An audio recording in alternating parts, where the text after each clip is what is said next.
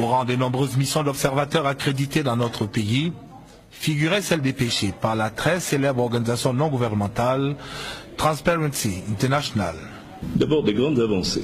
Quelque chose d'assez étonnant, c'est la première fois que j'ai vu ça au cours d'une élection, des affiches, des petites affiches en braille. Je n'ai vu ça nulle part ailleurs. Je trouvais que c'était d'une grande sérénité et en même temps d'une grande émancipation démocratique. Concernant le travail abattu par Elecam, l'organe en charge de la conduite des opérations électorales, la mission attribue à Elections Cameroun une mention plus qu'honorable. J'ai trouvé la manière de faire d'Elecam très pédagogique. Il y avait des livrets dans chaque bureau. À la fin, ils ouvraient les livrets. Ils voyaient exactement le tableau qu'il fallait reproduire. Il y avait vraiment des normes et des choses faites qui étaient très claires, de manière très pédagogique. Vraiment. Ces constats de satisfaction générale faits à Yaoundé l'auront également été dans d'autres localités, à l'instar de Bafoussam, dans l'ouest du pays. Nous étions sur la zone de Bafoussam. On assistait à des discussions très animées, ça c'est très intéressant parce que c'est un signe, c'est un bon signe. Ça prouve qu'il peut y avoir des confrontations, des discussions, des désaccords et ils peuvent être exprimés et c'est déjà une énorme valeur ajoutée.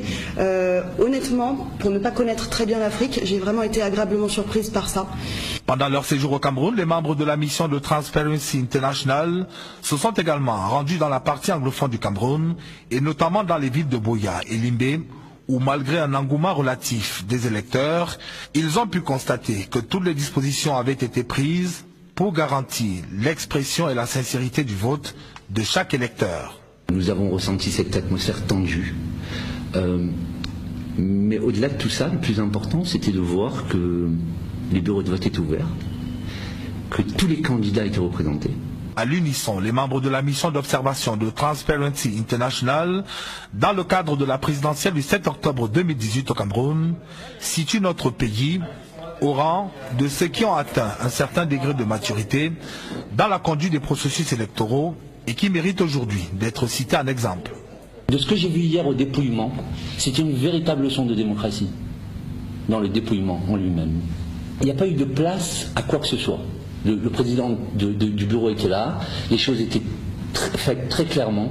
Encore une fois, ce document d'Elecam qui était là, qu'ils ont ouvert, ils ont dit voilà, il faut qu'on fasse comme. C'était très pédagogique. Voilà, très pédagogique. Il convient d'indiquer que les membres de la mission d'observation de l'organisme Transparency International, dont on connaît habituellement le temps corrosif, sont issus de divers profils. On y retrouve en effet des journalistes freelance, des consultants, mais aussi des médecins et autres experts comptables.